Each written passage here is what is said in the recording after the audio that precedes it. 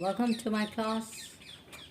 In continuation with measures of dispersion, we are doing unit 3, which is statistical tools and interpretation. And in the last class, we talked about quartile deviation in the individual series.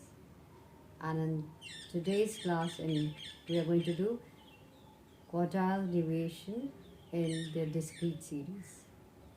It's quite simple. Just have to find out, and we've already done it.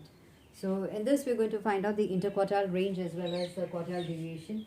So once again, let me just repeat myself. Methods of measuring dispersion: range, quartile deviation, mean deviation, standard deviation. We finished with range. We are doing quartile deviation. And in quartile deviation, what is quartile? For data is divided into 4 equal parts, each containing 25% of values. So the upper quartile is known as Q3 and the lower quartile is known as Q1. And these two are used to calculate the interquartile range, that is Q3 minus Q1. And half of the interquartile range is known as quartile deviation. Okay. So quickly, we get into it. This is the discrete series. So discrete series is a frequency series.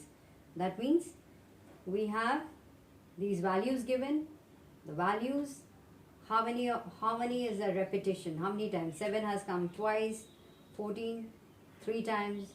The value of 21 has come 4 times, 28 5 times, 35 3 times, and 42 2 times. Now, find out quartile deviation from the following data. I haven't written coefficient of quartile, but we will do that also. So Q1, let's find out Q1 because we want to find out the interquartile range and then the quartile deviation. So Q1 is equal to size of n plus 1 divided by 4th item. So here n, what is n? In this case, n will be sigma frequency. Total number of frequencies will give you the total number. So what is that?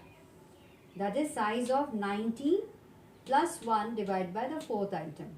So Q1 lies in the size, the value of the Q1 lies in the size of 20 divided by 4th item, which is the 5th item. 4 5s are 20. 5th item. So Q1 will show the value of the 5th item. Now, we will see where it is. We are going to find that out. The 5th item lies in cumulative frequency. I didn't say. The first thing when you're having these frequency series, you have to work out the cumulative frequency. So 5th item corresponding to that is this value 14. So this becomes Q1.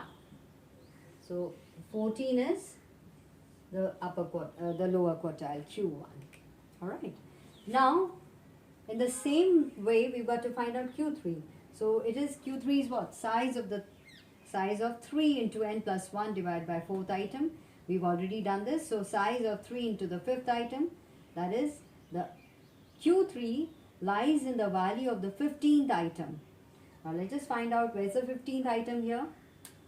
15th item, let's come to the cumulative frequency. Yes, it lies here somewhere. It lies in the 17. 15 can be found in the 17.